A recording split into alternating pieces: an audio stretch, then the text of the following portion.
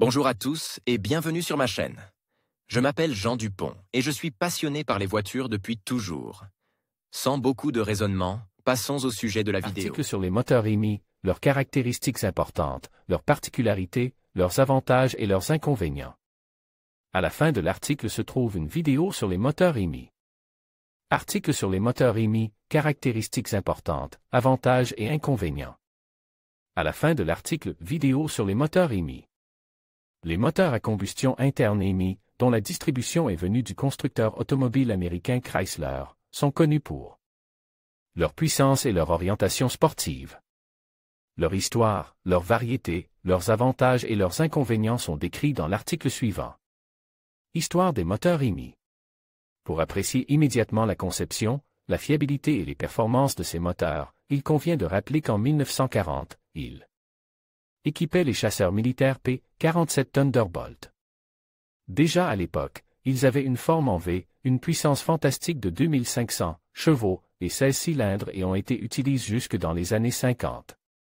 Pour les modèles Chrysler et Plymouth, les moteurs ont été transformés en une version à 8 cylindres avec chambre hémisphérique, grâce à laquelle de nombreuses voitures ont remporté des courses aussi prestigieuses que la Daytona 500 et la NASCAR. Cependant, les victoires ininterrompues ont conduit les dirigeants de la NASCAR à bannir ces moteurs des voitures de course. Pour les courses de dragster, le moteur a été modifié pour utiliser un collecteur d'admission en aluminium à 4 chambres. Par la suite, les ingénieurs ont commencé à utiliser du magnésium dans la conception et, pour réduire le poids, les culasses ont également été fabriquées en aluminium. Il est intéressant de noter que tous les moteurs EMI n'étaient garantis qu'1 an, contre 5 ans pour les moteurs traditionnels. Mais pour les courses de dragster, courses sur une piste droite d'un demi-kilomètre, la garantie était totalement annulée au motif que le propriétaire soumettait délibérément le moteur à des contraintes extrêmes. Pour les voitures de ville ordinaires, des variantes Street EMI ont été produites, avec des culasses en fonte ou l'unité de puissance elles-mêmes avaient un taux de compression réduit, ce qui les différenciait fondamentalement des versions de course. Équipés d'un moteur, manuel ou automatique, ces moteurs coûtent beaucoup plus cher que n'importe quel autre moteur, environ 1000 $. Mais grâce à l'arbre à cam modernise, les voitures ont bénéficié d'une augmentation de la course et d'une réduction de la consommation d'huile. Conception et fonction des moteurs EMI. Ces moteurs étaient considérés comme sportifs non seulement en raison de leur puissance accrue, mais aussi de leur conception particulière. Les soupapes étaient placées non pas sur une surface plane, mais à un angle, ce qui augmentait la ventilation de la chambre de combustion et la puissance à la sortie. En outre, le moteur gagne en capacité d'admission grâce à la conception moins courbée des conduits pour le mélange air-carburant, qui rencontre moins de résistance à l'écoulement. Une partie de la chambre de combustion ressemblait à un dôme en forme d'hémisphère, sur lequel étaient placées les bougies d'allumage et les soupapes.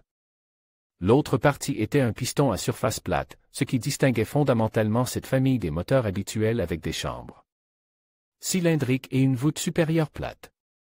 Toutefois, cette conception inhabituelle peut également être attribuée aux inconvénients du moteur.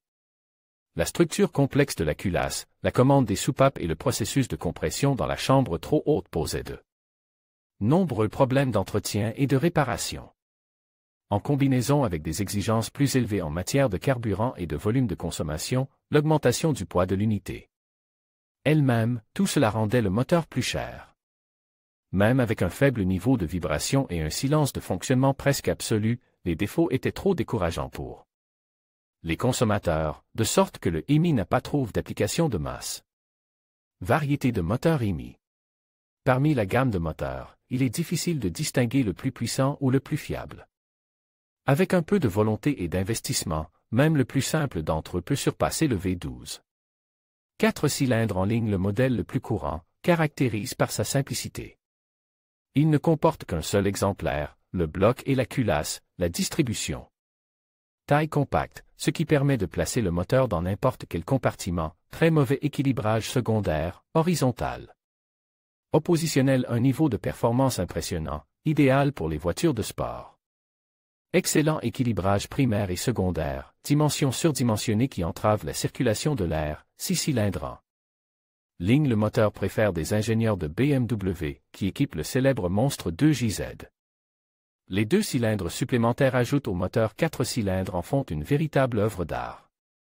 L'installation n'est pas aisée en raison de la taille de l'unité. V6 Le moteur à 6 cylindres en ligne, coupe en 2 et reliant. V forme ce qui est devenu le légendaire V6. C'est la combinaison de cylindres avec une demi-douzaine de bougies qui est considérée comme la plus efficace, ce qui explique qu'elle soit souvent utilisée en Formule 1. Sa compacité lui permet de s'adapter aussi bien au modèle à traction avant qu'au modèle à propulsion arrière, une paire de culasses. Et le même nombre de soupapes d'échappement rendent le moteur de plus en plus lourd, V8 si l'on ajoute un cylindre supplémentaire. Au bloc moteur V6, on obtient le moteur légendaire des malcars américains, le 8.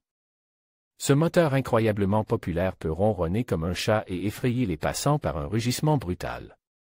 Pourquoi ces moteurs sont-ils si célèbres? La masse pure et simple, fait intéressant sur l'EMI. Bien que le fabricant de ces moteurs légendaires soit considéré comme Chrysler, ces unités étaient en fait utilisées 30 ans avant leur introduction à grande échelle par les Américains.